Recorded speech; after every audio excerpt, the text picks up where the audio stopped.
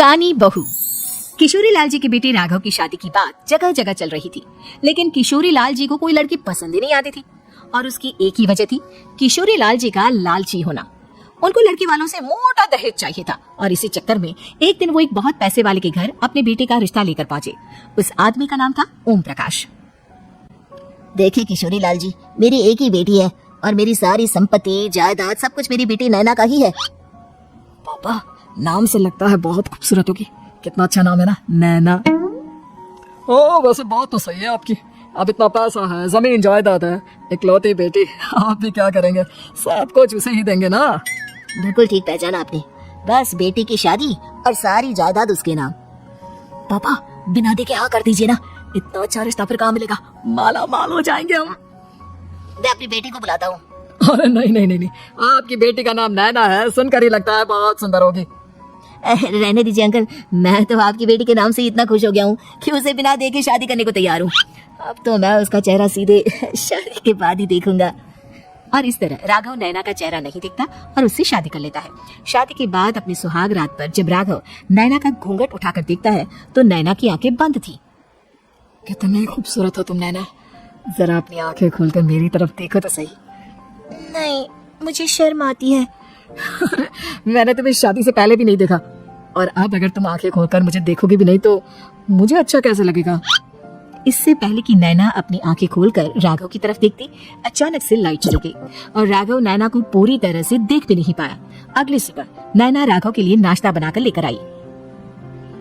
अरे ये क्या, आधा पराठा सीखा हुआ है और आधा बिल्कुल कच्चा। ये तुमने क्या किया नैना? बहू, तुमने क्या आधा पराठा तवे से नीचे लटका कर रखा था, जो आधा सिका है और आधा कच्चा?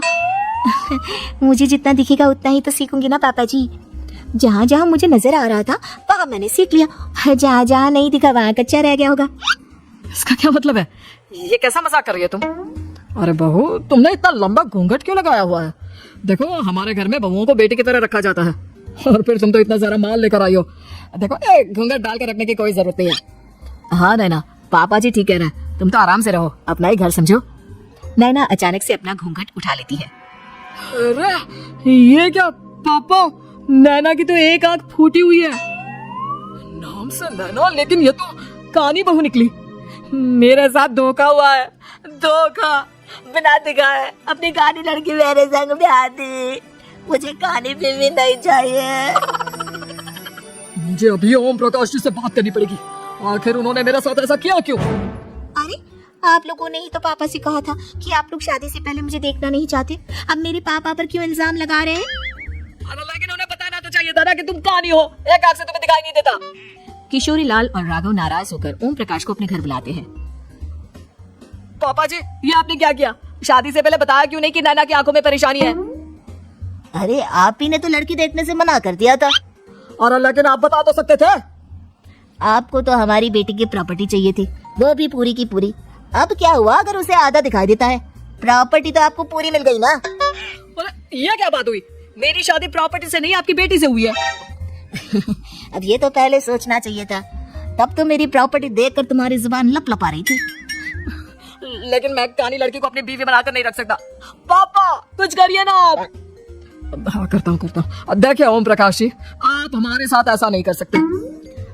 और तुम देखो, अगर तुमने मेरी बेटी से शादी तोड़ी ना, तो जो भी प्रॉपर्टी मैंने तुम्हें दी है वो तो पूरी की पूरी वापस ले ही लूंगा, और आधी प्रॉपर्टी तुम्हारी भी लूंगा। अरे, मेरी आधी प्रॉपर्टी भला क्यों लेंगे आप?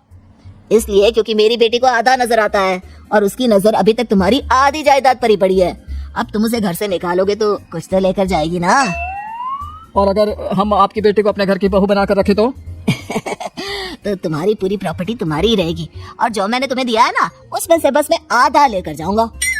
अरे, लेकिन अब आप अपनी दी हुई प्रॉपर्टी में से आधी वापस क्यों लेकर जाएंगे? अगर मैं आपकी बेटी को अपनी पत्नी बनाकर रखने को तैयार हूँ तो? इसलिए ताकि भविष्य में अगर तुम मेरी बेटी को धोखा दो तो उसके पास कुछ तो रहे जो पति का हो। वैसे मेरे पास तो बहुत कुछ है, लेकिन अपने पति की कोई निशानी तो उसके पास होनी चाहिए ना। अब अगर तुमने मेरी बेटी को कानी कहा तो तुम्हें प्रॉपर्टी भी कानी ही मिलेगी, पूरी नहीं। जमाए राजा। किशोरी लाल और राघव समझ चुके थे कि वो बुरी तरह फंस चुके हैं और अब उनके पास वहाँ से निकलने का कोई चारा नहीं है। अब समझ में आया ना, लालच बुरी बला होती है। एक तो तुम्हें प्रॉपर्टी मिली, ऊपर से बीवी मिली, उसमें तुम्हें नखरे भी दिखाने हैं। आए बड़ी, चुपचाप बैठो। कुछ दिनों के बाद नैना राघव की कार लेकर बाजार घूमने निकलती है और जब कार लेकर वापस आती है ये क्या, एक तरफ से मेरी गाड़ी पूरी खराब हो चुकी है। लगता है तुमने मेरी गाड़ी को किसी दूसरी गाड़ी के साथ एक्सीडेंट किया है। अरे कितना बड़ा नुकसान कर दिया तुमने बहू। वो क्या है ना पापा जी, मुझे एक आंख से दिखाई नहीं दे रहा था, सामने से गाड़ी आ रही थी। मुझे तो सिर्फ आधा ही दिखाई दिया और वो गाड़ी मेरी कार से रगड़ती हुई निकल गई। अब मैं क्या करूं बताओ? आप इसे ठीक कराने के पैसे कौन देगा, तुम्हारे पापा? तुमने मुझसे इस तरह से बात की? अभी रुको। नैना राघव की शिकायत ओम प्रकाश को कर देती है। देखो राघव, अब जो मेरी आधी प्रॉपर्टी तुम्हारे पास थी ना, उसमें से आधी और मैं लेकर जाऊंगा, क्योंकि तुमने मेरी बेटी को डांटा। अरे नहीं पापा जी, गलती हो गई, माफ कर दो। गलती की तो कोई गुंजाइश ही नहीं। अगली बार मेरी बेटी को डांटा तो बची हुई आधी में से आधी और ले जाऊंगा। लालच के चक्कर में हम दोनों ने बहुत बड़ी गलती कर दी बेटा। एक तो तुम्हें कानी बहू मिली और ऊपर से जो माल मिला वो भी काना। इस तरह राघव की हर एक गलती पर ओम प्रकाश उसकी प्रॉपर्टी का आधा आधा हिस्सा लेकर अपना सारा माल वापस ले गया और राघव को कानी बीवी से काम चलाना पड़ा। भाई लालच वाकई में बुरी बला है।